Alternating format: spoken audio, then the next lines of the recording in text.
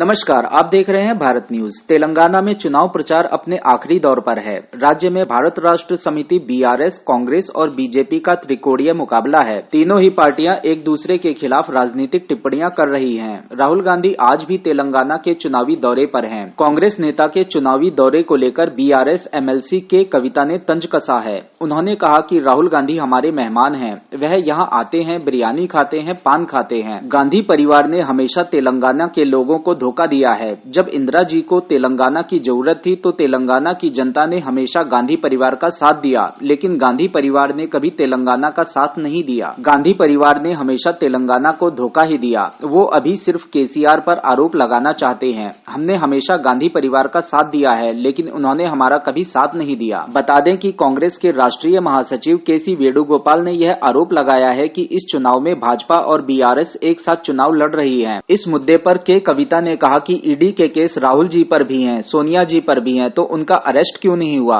तो मैं क्या सोच सकती हूं कि भाजपा और कांग्रेस मिले हुए हैं? के कविता निजामाबाद में चुनावी सभा करने के लिए पहुंची थीं, जहां उन्होंने कांग्रेस और बीजेपी को आड़े हाथों लिया। इस दौरान उन्होंने कांग्रेस के साथ ही बीजेपी पर भी कई आरोप लगाए। उन्होंने कहा कि बीजेपी के लोग धर्म के नाम पर लोगों को बांटने की कोशिश कर रहे हैं, चुनाव का ध्रुवीकरण करने की पूरी कोशिश कर रहे हैं, लेकिन तेलंगाना की जनता उनके मंसूबों को समझ चुकी है। तेलंगाना में बीआरएस ने कल्याणकारी योजनाओं के जरिए जनता की भलाई करने का काम किया है। जनता ने बीआरएस को मौका दिया, जिससे तेलंगाना में बदलाव हो रहा है। वहीं के कविता ने भाजपा नेता और केंद्रीय मंत्री अमित शाह पर तंज कसते हुए कहा, देखिए, हम अमित शाह जी को तेलंगाना में प्यार से जुमलों के बदमाश कहते हैं। बीजेपी शासित किसी राज्य में क्या उन्होंने घर घर पानी पहुंचाया है? हमारी सरकार ने तेलंगाना में ऐसा करके दिखाया है। के कविता द्वारा कांग्रेस और भाजपा पर लगाए गए आरोप के बारे में आप लोगों का क्या कहना है? क्या वाकई में गांधी परिवार ने तेलंगाना के साथ अन्याय किया है? क्या बीजेपी वास्तव में धर्म की राजनीति करती है?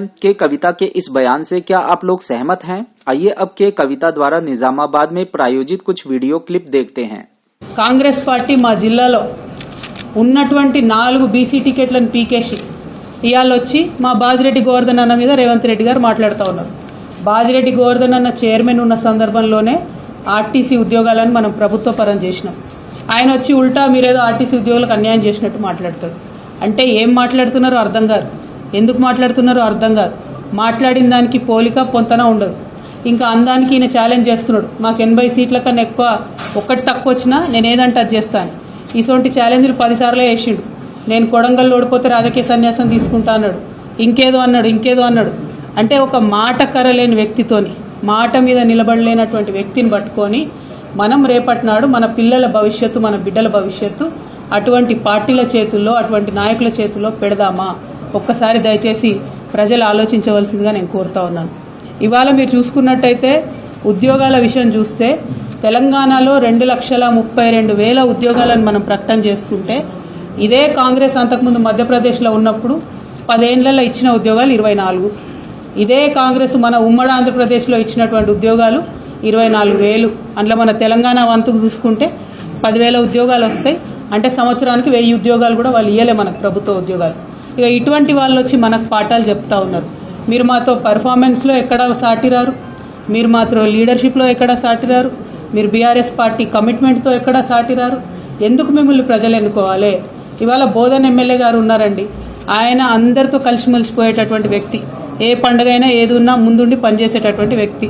సుదర్శన్ రెడ్డి గారికి నిజంగా సిన్సియారిటీ ఉంటే మేమేం చేస్తాం బోధన్ కని చెప్పాలే తప్పితే ఇట్లా రౌడీజం చేసుడెందుకు, గుండాయిజం చేసుడెందుకు, అంత అభద్రతా భావం ఎందుకు? ప్రజల దగ్గరికి వెళ్ళి మీరు సీట్లు తెచ్చుకోలేక, ప్రజల మనసు గెలుచుకోలేక మా అభ్యర్థుల మీద దాడి చేస్తే మీకు వచ్చేది ఏందని చెప్పి నేను మిమ్మల్ని ప్రశ్నిస్తూ ఉన్నాను. మరి ఇక్కడికి వచ్చినటువంటి వాళ్ళ కాంగ్రెస్ పార్టీ అధ్యక్షుడు రేవంత్ రెడ్డి గారు, ఆయన ఏమన్నా కొద్దిగా బాధ్యతగా మాట్లాడతాడా అంటే ఆయన ఉల్టా పోలీసు వాళ్ళని బెదిరిస్తున్నాడు. నీ పేరు మేము రెడ్ డైరీలో రాసుకుంటామని చెప్తున్నాడు. రేవంత్ రెడ్డి గారు, మీ బెదిరింపులకు ఎవరు భయపట్టోళ్ళు లేరు. ఇక్కడ మా అధికారులు నిష్పక్షపాతంగా పనిచేస్తూ ఉన్నారు. ఇప్పుడున్నటువంటి అధికారులంతా కూడా ఎలక్షన్ కమిషన్ ఆఫ్ ఇండియా పరిధిలో పనిచేస్తూ ఉన్నారు.